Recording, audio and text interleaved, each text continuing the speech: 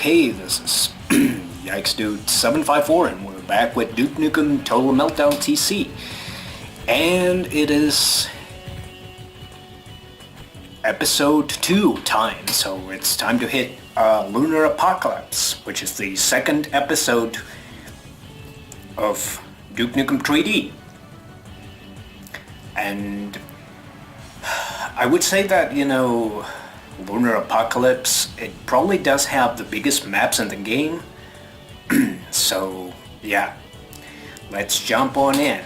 So it's a space orientated episode, and we get to meet some new enemies in the second episode.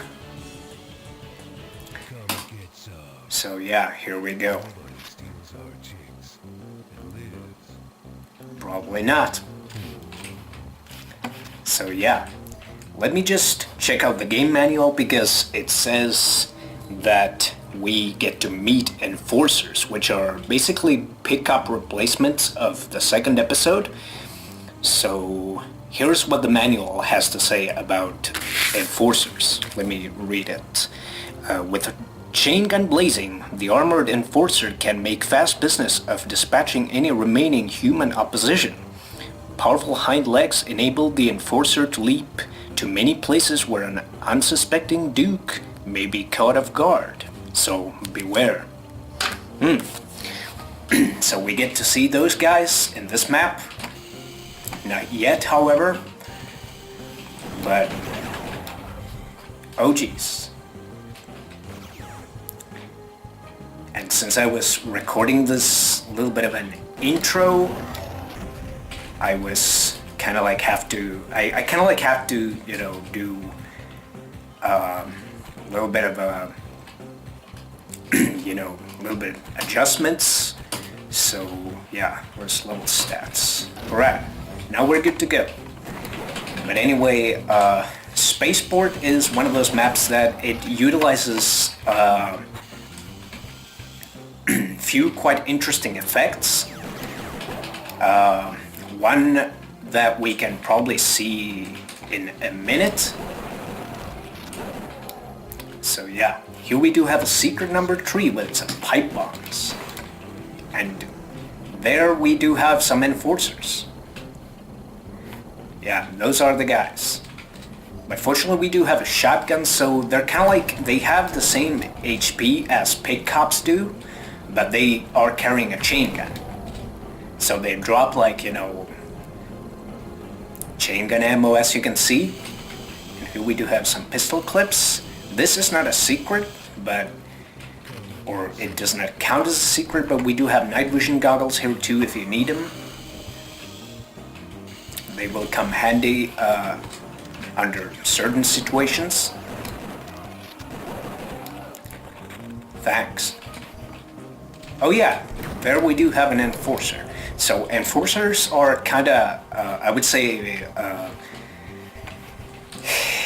they're not exactly my favorite enemies of the game, I would say, because they often have this habit that once you shoot an enforcer, they will instantly start firing at you, which might lead to a situation where you basically you don't have any cover, so that can be a little bit annoying. Just like that. But fortunately I was able to deal with most of them, but there will be plenty of enforcers in this one, particularly later on. But yeah, one thing I forgot to mention, I will be mentioning it briefly.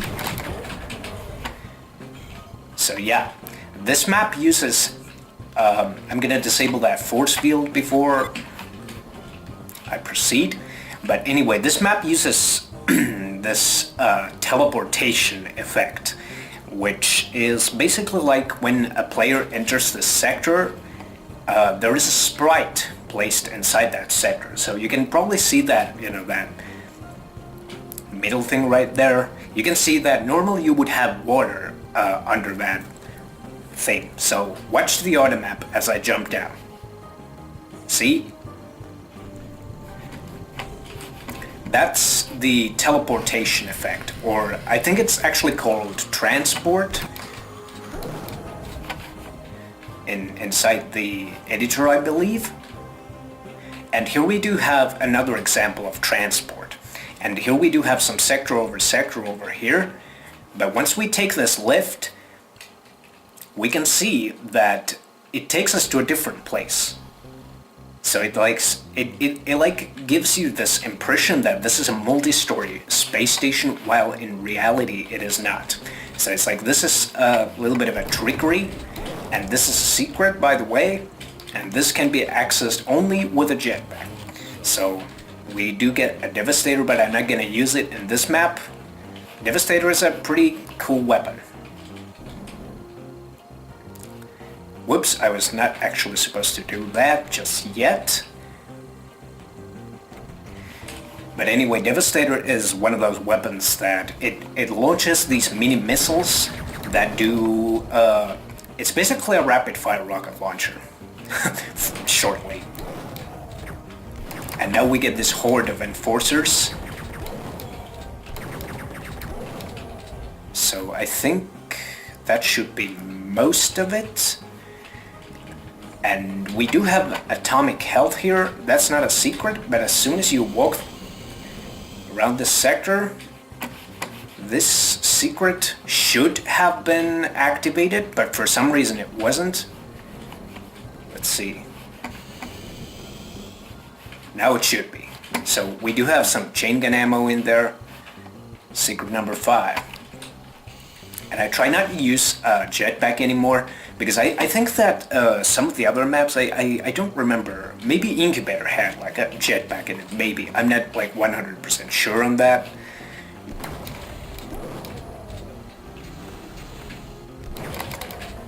Alright, there you go. And there is the exit. And we get to meet another new enemy. Let me just check the game manual what is being said about these new enemies. Here we have Sentry Drones. So yeah, Sentry Drone. Large high-tech kamikaze, hovering metal bread bins. By the time Duke hears their high-pitched whine as they engage their anti-grav propulsion units, it's probably too late. The drone will swiftly collide with its target and explode with great force. So that is what the manual has to say about these guys. Yeah, they look a little bit different on PlayStation, and they seem to be somewhat more difficult to deal with, because for some reason they don't get stunned that easily in this game. And here we do have a Shrinker. Shrinker is one of the most handful weapons in the game. It's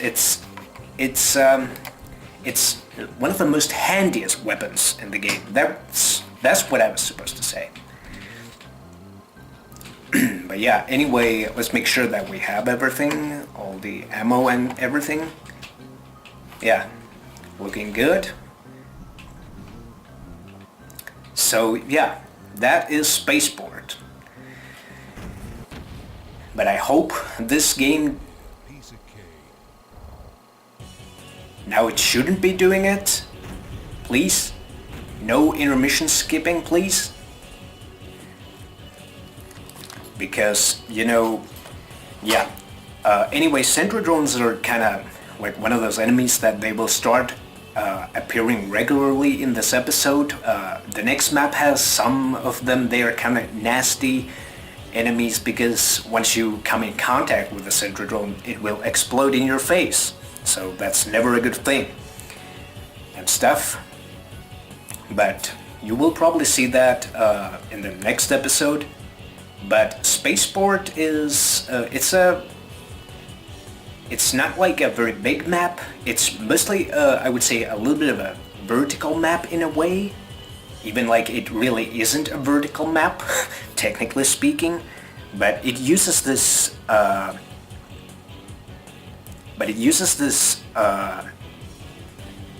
you know, sector teleportation thing, or transport effect. It uses that quite extensively to give you that impression that you have multiple floors on top of each other, which is not the case inside the editor. So in the editor, when you look at this map inside the editor, it's just, a couple of rooms really far away from each other that they have nothing to do with each other except that they have been connected through these teleport things. But fortunately we do also get Shrinker, we get armor, pipe bombs, Chaingun, Devastator, lots of stuff in this map. So Devastator is one of those weapons that it will definitely come very handy later on in the episode once the enemies are getting a lot more tougher. In the next map we don't really get awful lot of tough enemies, but I would say episode 2 level 3 is one of those first maps that it's one of those first more difficult maps of this episode. But with that, I think we're all done. So yeah, we're gonna proceed to the next map, which is episode 2, level 2, Incubator. So we get to meet yet another new monster type in this map. I'm not a very, a huge fan of those particular monsters that we get to meet, but that's the matter of the next episode. So yeah, I hope you have enjoyed this. So yeah, thanks for watching and see you around.